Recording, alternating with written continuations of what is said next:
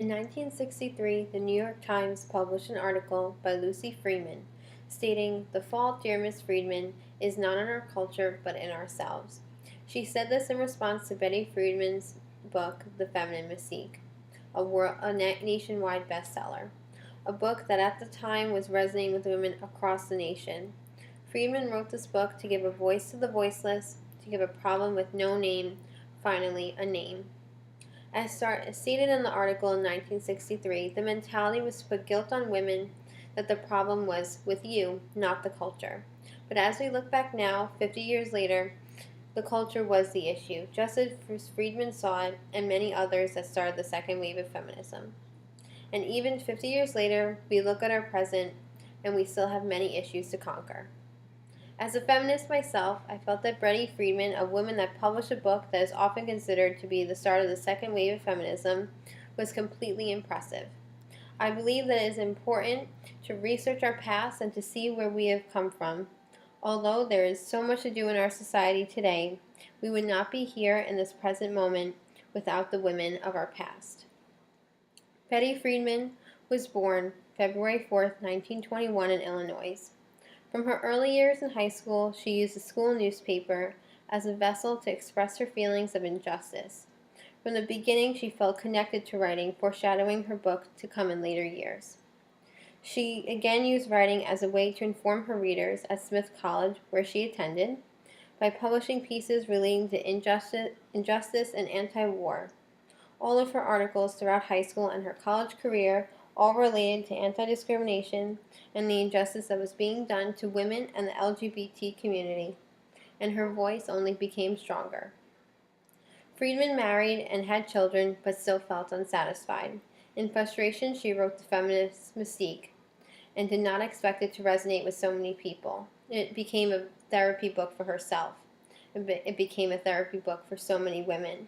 And after her success with this book, she became the leader of the feminist movement.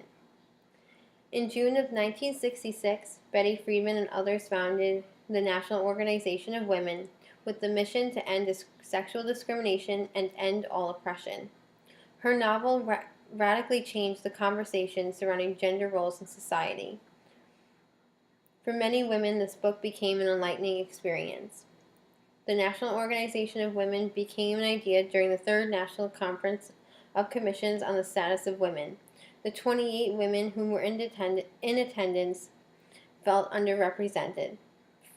Friedman, being one of the attendees, felt underwhelmed and felt compelled to write 3 letters on a napkin in her hotel room. NWO. After inviting the rest of the women into her hotel room, the woman created a vision for an organization that was founded by women for exclusively women. Friedman wrote their founding statement that states the values that these women believed in and what they disagreed with. It became an official organization when Catherine Conroy gave a $5 donation and signed the document, which was then followed by each of the women in attendance. Catherine Conroy then later became the president of the Chicago Now chapter. During her time, Friedman, as president of the Now, she accomplished many great victories, including the change of the Equal Employment Opportunity Commission, the EEOC. After lobbying, Now pressured the EEOC to enforce laws against sexual discrimination in employment and ads for employment as well. Now focused their lens extremely onto the airline companies to change their policies, that only females were to be hired as flight attendants, but they also must then retire at 32 or when they get married, whichever occurred first. Also during this time, Now also became the first national organization to support the legalization of abortion. On January 19, 1970, President Nixon, after other rejections of nominees, nominated George Harold Coswell to be the Associate Justice of the Supreme Court. In 1970, Friedman made a testimony before the Senate Judicial Committee in efforts to stop Coswell for an approval for the Supreme Court justice position. And during his nomination, many feminists and members of the NAACP voiced their very urgent concerns. From the beginning of her speech, Friedman uses her title at the Now organization to state her credibility on the subject at hand, women's rights. Stating in her speech, she appealed to ethos, stating her credibility and character as a persuasion technique. Now became a platform for women to have a voice within the government, to have a say in their rights, and she does not allow the Senate Judicial Committee to feel that she is unaccomplished in her work towards equality by stating that it has led an exploding new movement in our country, and it did. With great power, she tried to appeal to the use of pathos by saying, I trust that you gentlemen of the committee do not share Judge Carswell's inability to see women as human beings. 2. I will, however, put these questions to you. How would you feel if in the event you were not reelected, you applied for a job at some company or law firm or university and were told you weren't eligible because you had a child? How would you feel if your sons were told that they could not keep certain jobs if they had a child?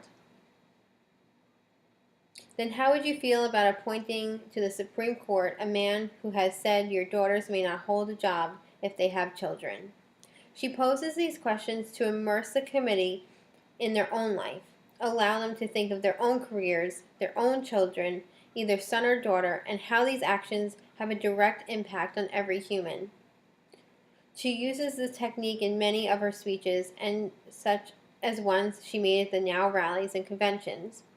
She goes on to say that during the next decade, I can assure you that the emerging revolution of the no longer quite so silent majority will pose many new pressing problems to our society, problems which will become before the courts, reminding them that the civil rights movement was nowhere near an end. Although many of her sentences are long and drawn out, she juxtaposes her thoughts with short sentences that are to the point, rhetoric that she used also in her book, The Feminist Seek. Her arrangement, she speaks again in eloquent paragraphs, but then breaks that rhythm to speak in short questions or in lists, as we see at the end of her testimony. Due to Betty Friedan's testimony and others that spoke against the nomination of Judge Carswell, he was not appointed a seat on the bench of the Supreme Court. The vote ending in 51 to 45. While many Democrats did not vote for him, 13 Republicans did not either. Betty Friedan still lives on to be one of the most well-known feminists, but what is more well-known is the legacy that she left behind.